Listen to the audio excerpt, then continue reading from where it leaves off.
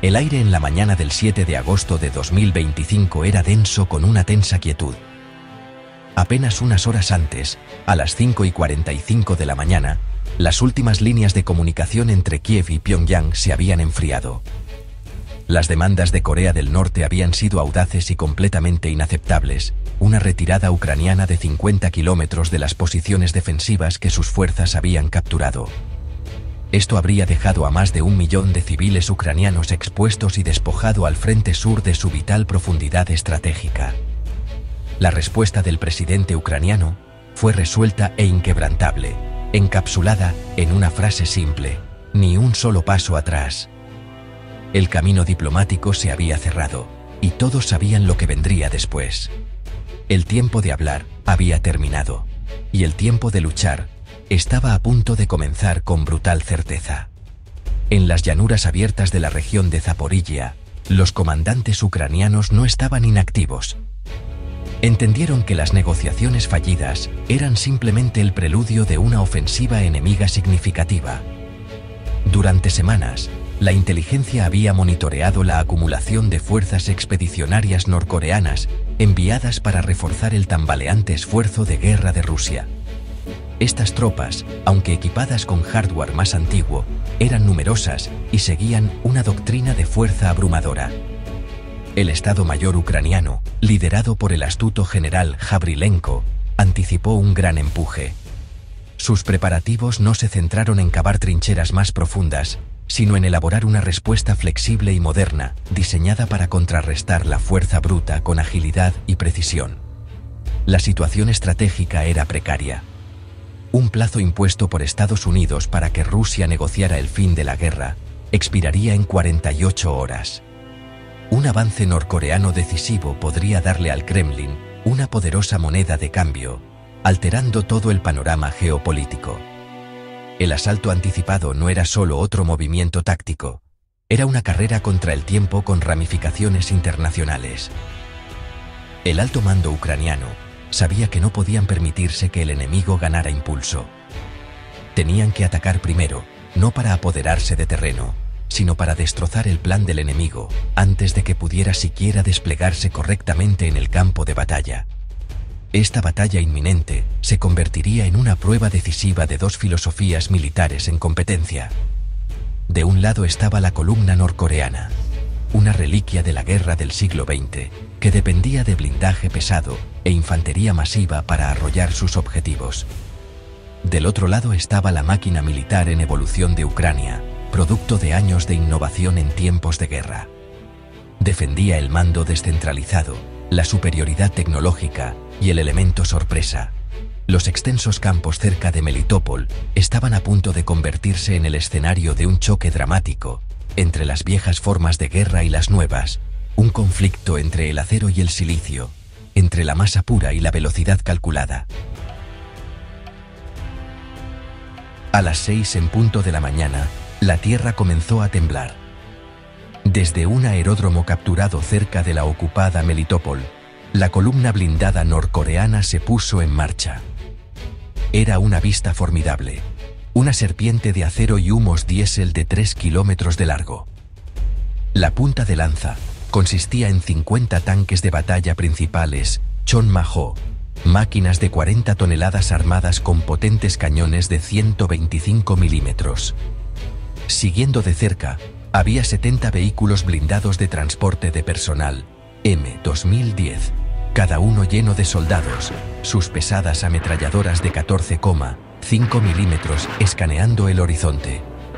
En total, más de 600 infantes estaban anidados dentro de esta coraza metálica, listos para desmontar y asaltar su objetivo. Esta era una fuerza construida para un asalto frontal. El objetivo de la columna era claro y ambicioso.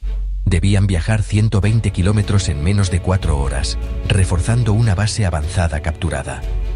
Desde allí, servirían como plataforma de lanzamiento para una ofensiva mucho mayor dirigida a la estratégica ciudad de Dnipro. El plan era un ejemplo clásico de tácticas de guerra relámpago. Media Group, Fast Moving Armored Columns, Breaking Through Defenses, Blitzkrieg Style Tank, Assault, Stoka Distribute, Equally. Usar la velocidad y la potencia de fuego abrumadora para atravesar las líneas defensivas antes de que el enemigo tuviera tiempo de reaccionar. La columna era un ecosistema de guerra autónomo, completo con camiones cisterna de combustible y camiones de suministro que transportaban más de 40 toneladas de municiones, todo lo necesario para sostener un asalto de alta intensidad. Protegiendo esta inmensa concentración de poder, había una red de sistemas antiaéreos diseñados para crear una burbuja protectora sobre los vehículos que avanzaban. Los comandantes norcoreanos confiaban en su fuerza. Creían que su gran número y el grosor de su blindaje serían suficientes para barrer cualquier resistencia que pudieran encontrar en la carretera abierta. Su doctrina era sencilla y tenía poco espacio para matices: avanzar, abrumar y conquistar. Los soldados dentro de los vehículos retumbantes, impulsados por la percibida fuerza de su formación, probablemente sintieron una sensación de invencibilidad mientras se adentraban en territorio ucraniano. Sin embargo, esta fuerza también era una debilidad crítica. La columna era larga, engorrosa y completamente dependiente de la única carretera por la que viajaba. Su tamaño la convertía en un objetivo ineludible y su dependencia de un camino despejado la hacía vulnerable a la interrupción. Cada vehículo era un eslabón en una cadena, y si se rompían los eslabones clave, toda la formación podría quedar indefensa. El mando ucraniano no observaba este avance con miedo, sino con anticipación. No veían un gigante imparable, sino un conjunto perfectamente dispuesto de dominós, esperando solo que el primero fuera empujado. Mientras las imágenes satelitales confirmaban el movimiento de la columna, el general Javrilenko dio la orden de ejecutar la operación Ataque Relámpago. El plan era una estrategia elegante de 4 capas, diseñada para desmantelar la fuerza enemiga pieza por pieza. Era una sinfonía de destrucción, con cada fase preparando el escenario para la siguiente. La primera capa fue el reconocimiento. 20 drones de largo alcance, volando bajo para evadir el radar, se deslizaron sin ser vistos hacia el enemigo. Equipados con cámaras térmicas de alta resolución y transmisores cifrados, su misión era convertirse en los ojos de toda la operación, mapeando la posición exacta de cada vehículo en el convoy y enviando datos en vivo al comando ucraniano. La segunda capa fue el ataque inicial, diseñado para sembrar el caos y detener el avance de la columna.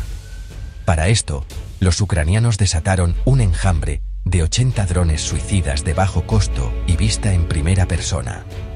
Cada drone estaba armado con una ojiva de carga hueca de 12 kilogramos, un explosivo especializado capaz de perforar 600 milímetros de blindaje de acero. Esto era más que suficiente para penetrar el blindaje lateral más débil de los tanques Tomahawk. Lanzados desde posiciones ocultas, estas armas aéreas de rápido movimiento se dirigieron a sus objetivos, cubriendo la distancia en menos de 10 minutos. Eran la punta de lanza, dirigidas a los puntos más vitales y vulnerables de la columna. La tercera capa del plan implicó el despliegue de armamento nuevo y especializado. Esta oleada consistió en 30 drones que transportaban ojivas termobáricas. A diferencia de los explosivos convencionales, estas armas crean una onda expansiva masiva y de alta temperatura, devastadoramente efectiva contra la infantería al descubierto y los vehículos ligeramente blindados. Junto a ellos, se enviaron 10 pequeños robots terrestres con orugas, cada uno con un artefacto explosivo improvisado. Estos tanques en miniatura fueron diseñados para arrastrarse sin ser detectados debajo de los vehículos enemigos y detonar, golpeando desde un ángulo inesperado e indefenso. Esta capa tenía como objetivo maximizar el impacto psicológico y romper sistemáticamente la voluntad de luchar del enemigo. La capa final y más audaz fue la fuerza de explotación. Posicionados en lugares ocultos a lo largo de la ruta de la columna, había 200 soldados en motocicletas militares ligeras.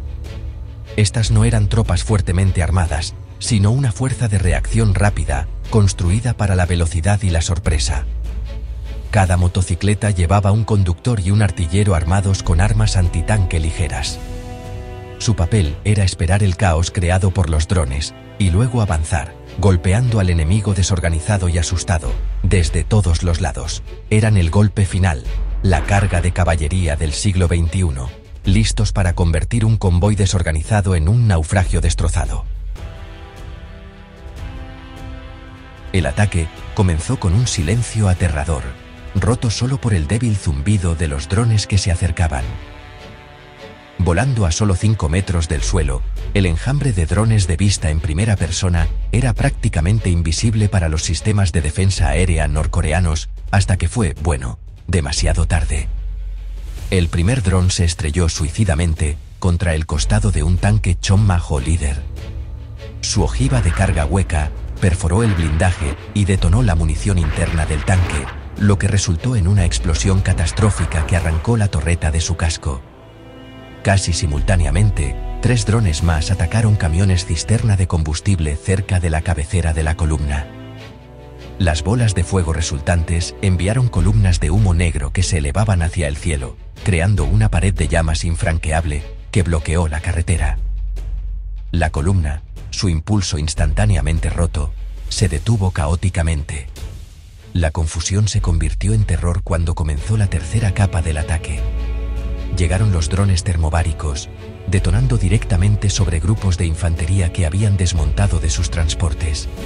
Las devastadoras ondas de presión barrieron los campos abiertos, sin dejar escape. Al mismo tiempo, los pequeños robots terrestres alcanzaron sus objetivos. Uno se arrastró silenciosamente debajo de un vehículo de transporte de personal M2010 y detonó, destrozando el vehículo por debajo. En menos de 6 minutos, la disciplinada formación norcoreana se había desintegrado en una turba asustada. 11 vehículos ya eran restos humeantes, y la carretera estaba irremediablemente atascada. El impacto psicológico fue tan devastador como la destrucción física. Los soldados norcoreanos, entrenados para una batalla convencional de líneas de frente y enemigos claros, estaban siendo atacados desde todas las direcciones a la vez. El cielo, que creían protegido, ahora entregaba la muerte. El suelo bajo sus pies ya no era seguro. No había un enemigo claro al que devolver el fuego, solo el aterrador zumbido de máquinas invisibles y las repentinas y violentas explosiones que siguieron. La estructura de mando colapsó, mientras los oficiales luchaban por comprender lo que estaba sucediendo, sus canales de radio, inundados de gritos de pánico. Este asalto inicial logró su objetivo principal a la perfección. La serpiente de acero no solo estaba herida, estaba paralizada. Los elementos de cabeza fueron destruidos, el camino a seguir estaba bloqueado por el fuego, y la parte trasera de la columna estaba atrapada en un atasco de varios kilómetros. Los soldados estaban desorientados, sus vehículos atascados y su moral destrozada. Los ucranianos habían utilizado con éxito un puñado de armas baratas y sofisticadas para neutralizar una fuerza muchas veces su tamaño y costo. El escenario estaba ahora listo para el acto final, donde la velocidad y la audacia completarían la destrucción que la tecnología había comenzado. Con la columna norcoreana en desorden, se dio la señal para que la cuarta capa atacara. De los campos y las arboledas, el rugido de 200 motos estalló. Divididas en 3 alas, estas unidades altamente móviles avanzaron hacia el convoy, detenido desde el sur, el norte y la retaguardia. Cada moto de 145 kilogramos podía acelerar con una velocidad asombrosa, abriéndose paso por terrenos que inmovilizarían un tanque o un carro blindado. En la parte trasera de cada una iba un artillero, sujetando un cohete ligero, RPG-26, con suficiente potencia para perforar un transporte de personal, o el misil, Stugna-P, mucho más potente y guiado por láser, capaz de destruir un tanque de batalla principal. Los equipos de motos operaban con una eficiencia letal. Usaron los restos en llamas como cobertura, saliendo disparados para disparar un arma antes de acelerar a una nueva posición. Las alas sur y norte se concentraron en los flancos del convoy atrapado, sus RPG destrozando el blindaje más delgado de los transportes M2010. Un equipo Stugna-P, posicionado en una pequeña elevación, apuntó y destruyó metódicamente 3 tanques Chonma-ho que intentaban maniobrar fuera de la carretera. Los artilleros dentro de los vehículos norcoreanos, desorientados y encerrados, no podían seguir los objetivos en rápido movimiento. Estaban luchando contra fantasmas sobre dos ruedas. La tercera ala de motos ejecutó la maniobra más crítica.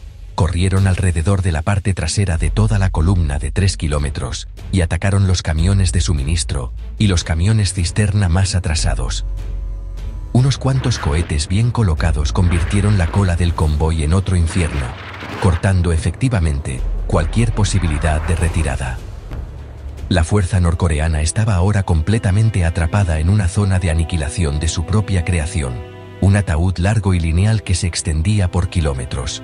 Con ambos extremos de la columna en llamas, la infantería mecanizada ucraniana comenzó a avanzar, usando el caos para acercarse y eliminar sistemáticamente cualquier foco de resistencia restante. La batalla había terminado. Lo que comenzó como un confiado avance blindado, había terminado en una derrota total, orquestada por una fuerza que valoraba la inteligencia y la movilidad por encima de la fuerza bruta. Los drones de alta tecnología habían sido el bisturí, cortando con precisión los tendones de la columna, mientras que las motos de baja tecnología habían sido el martillo, destrozando los restos inmovilizados. Los campos cerca de Melitopol estaban sembrados de los cascos humeantes de tanques y transportes, un testimonio de una nueva forma de hacer la guerra. Demostró que en la era moderna, la masa pura y el blindaje pesado no son garantía de victoria. Así que, esto nos deja con una pregunta para el futuro de la guerra. ¿Puede una batalla hoy ser realmente decidida por un soldado en una motocicleta?